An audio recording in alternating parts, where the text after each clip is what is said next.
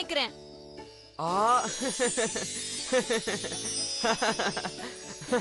நல்லா ஞாபகம் வச்சுக்கோங்க, இது நமக்கு கிடைச்சிருக்கிறது நீங்க யார்கிட்டயும் சொல்லக்கூடாது. என்ன நம்ப, இத பத்தி நான் யார்கிட்டயும் சொல்ல மாட்டேன்.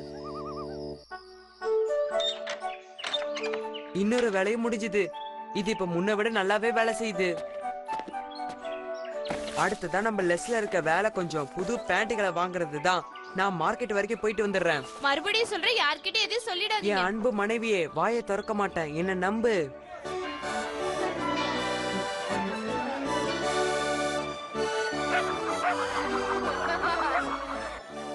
அப்புறம் பிங்கோ, அது என் கண்ணுக்கு முன்னாடி என் கை மேல இருந்தது தெரியுமா? நீ உன் வைஃப பார்த்தேன்னு சொல்றியா? இல்ல, நான் என் வைஃப பத்தி சொல்லல. அந்த பானையில இருந்த தங்க காசுகளை பத்தி சொல்றேன். எங்களுக்கு பெரிய அதிர்ஷ்டம் அடிச்சிருக்கு. சரி, அது என்ன அதிர்ஷ்டம்னு கொஞ்சம் விவரமா சொல்ல. தங்கம் மின்னினதுல என் கண்கள் கூசவே ஆரம்பிச்சிருச்சு. அது எங்களுக்கு கிடைச்சிருக்கு. இந்த உலகத்திலேயே நீங்க தான் பெரிய அதிர்ஷ்டம்னு சொல்லுங்க. ஆமா, நீங்க சரியா புரிஞ்சுக்கிட்டீங்க. இப்ப நீ பணக்காரன் ஆயிட்ட. அத சந்தோஷமா கொண்டாடணும். ஆமா. அச்சச்சோ, என்ன இது? இந்த பானையே பாதி காலி ஆயிடுச்சு. நீங்க ரொம்ப அதிகமா செலவு பண்ண ஆரம்பிச்சிட்டீங்க. ஃப்ரெண்ட்ஸோட வீண் செலவு பண்ண ஆரம்பிச்சிட்டீங்க. நீ இப்ப எதுக்காக இப்படி சத்தம் போடுறேன்னு புரியல. புரியலையா? எல்லாம் தங்க காசுகளை பத்தி தான். நீங்க பெரிய செலவாளி ஆயிட்டீங்க. என்ன இது, என்ன குறை சொல்ல ஆரம்பிச்சிட்டியா?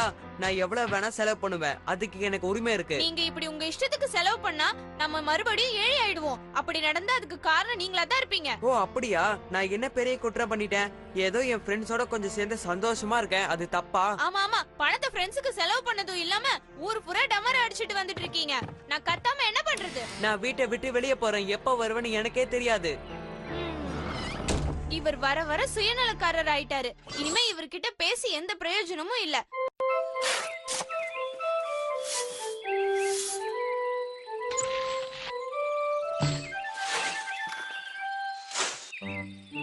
இவர் செலவழிக்கிறத நிறுத்தணும்னா இவருக்கு ஒரு பாடம் கத்து கொடுக்கணும்.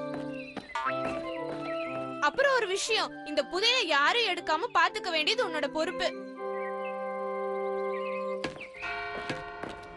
அவளுக்கு நான் யாருன்னு புரிய வைக்கிறேன். நீங்க இங்க எதுக்காக வந்திருக்கீங்கன்னு சொல்ல முடியுமா? நான் என் மனைவியை பத்தி புகார் பண்ண வந்திருக்கேன். கொஞ்ச நாள் முன்னாடி காட்டுல இருந்து அவளுக்கு ஒரு புதையல் கிடைச்சது. அதுக்கு அப்புறத்துல இருந்து அவ குணமே மாறிடுச்சு. என்னால இப்ப அவ கூட இருக்க முடியாது. குணம் மாறிடுச்சுன்னா நாங்க என்ன பண்ண முடியும்? அந்த புதையல் கிடைச்சதுல இருந்து அவ எந்த வேலையும் செய்யறது இல்ல.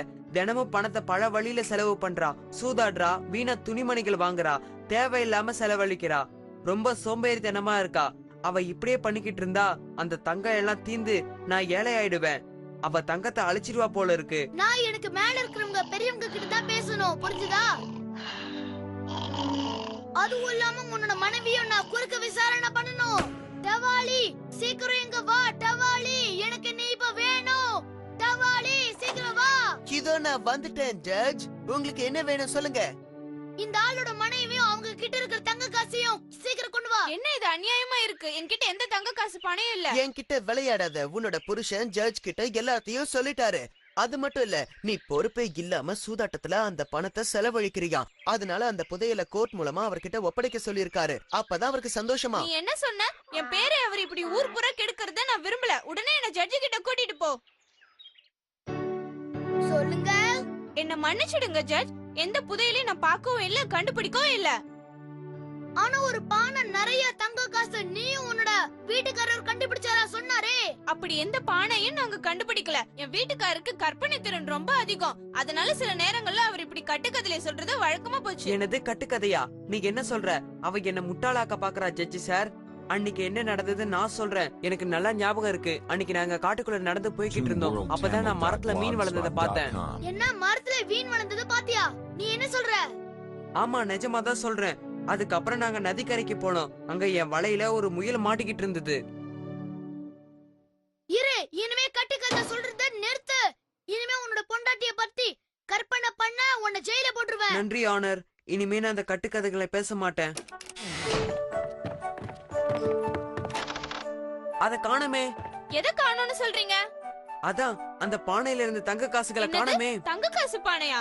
அப்படி எந்த தங்க காசு பானையும் நம்ம வீட்ல இல்லையே. ஒரே ஒரு பானை தான் இருக்கு. இதுக்குள்ள என்ன இருக்குன்னு பாருங்க. என்ன பேன் கேக்கா? நீ பெரிய புத்திசாலி தான். இந்த தடவை என்ன நீ வசமா மாட்டி விட்டுட்ட, அப்படிதானே? நான் இதுல இருந்து ஒரு நல்ல பாடத்தை கத்துக்கிட்டேன்.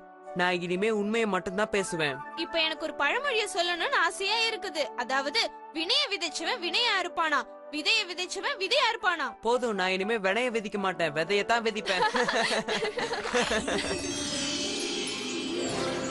அவரோட வார்த்தையை அவர் காப்பாத்தினார். அதுக்கப்புறம் அவங்க 2 பேரும் சந்தோஷமா வாழ்ந்தாங்க. பாருங்க, உங்களுக்காக நான் என்ன கொண்டு வந்திருக்கேன்னு சாப்பிடுங்க. நீங்களும் அப்ப நாங்க பேசிக்கிட்டு இருந்த கதையை கேட்டுக்கிட்டு இருந்தீங்களா? ஆமா, கேட்டுட்டு தான் இருந்தேன். உண்மையாவே அது ரொம்ப நல்ல கதை. சரி லியோ, அந்த பழமொழிய சொல்லு. ஆ, வினை விதித்தவன் வினைய இருப்பான். ஆனா இதை விட ஒரு நல்ல பழமொழியை நான் சொல்றேன். பேன் கேக்க பிடிச்சவன் 1 இல்ல 2 பேன் கேக்க சாப்பிடுவான்.